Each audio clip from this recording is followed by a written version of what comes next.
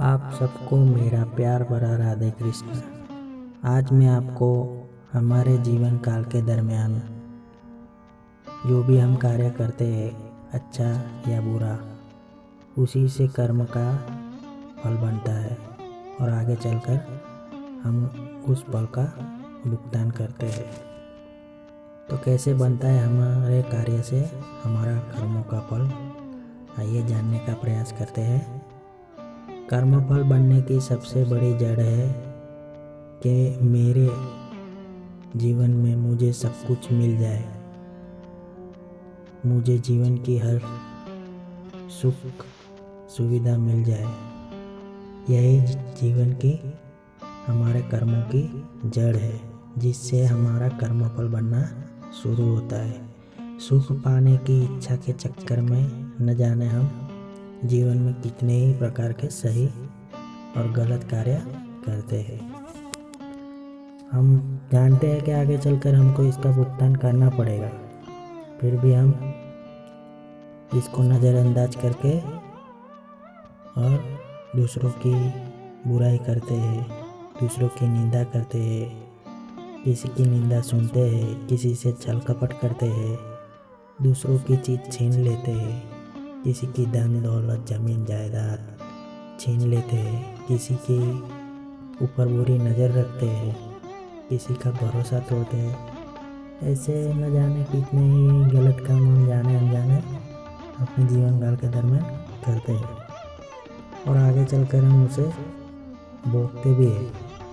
तो हमारे शास्त्र के अनुसार इस सब कर्मों के लिए 28 प्रकार के नरक का वर्णन किया है और हमें सबको इसका सामना करना पड़ता है। इसके बावजूद भी अगर हमारा कर्मफल बचता है तो हमें 84 लाख योनि में से पसार होना पड़ता है। उसके बाद हमको मनुष्य जीवन मिलता है और उस मनुष्य जीवन काल के दौरान भी अगर हमारा कर्म का बंधन समाप्त नहीं होता है तो हमें बार बार जीवन मरण के चक्कर में गुजरना पड़ता है। जैसे एक बार मरे दूसरी बार जिंदा हुए, ऐसे कई बार हमको बारी बारी से जन्म लेना पड़ता है और मरना पड़ता है। और दूसरी बात, आगे चलकर कई लोग ऐसा सोचते हैं कि हम अभी का बुरे कर्म कर लेते हैं और आगे चलकर अच्छा कर्म करके अपना पाप कर्मों का प्रायश्चित कर लेंगे। तो दोस्तों, हम गलत सोच रहे हैं।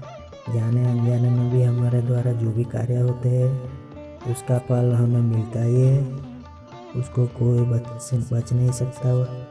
तो दोस्तों, इसीलिए कहता हूँ, अच्छे कर्म करो, दूसरों की मदद करो, अंधे को रास्ता दिखाओ, भूखे को खाना खिलाओ, दान पुण्य करो, ध्यान मेडिटेशन करो और भगवान को प्राप्त करने का प्रयास करो। और भगवान की शरण में जाकर कहो, तेरा तुझको अर्पण क्या लागे मेरा। तो दोस्तों, कैसी लगी मेरी ये बात कमेंट सेक्शन में ज़रूर बताना और अपने चैनल को लाइक शेयर और सब्सक्राइब जरूर कर देना। राधे कृष्ण।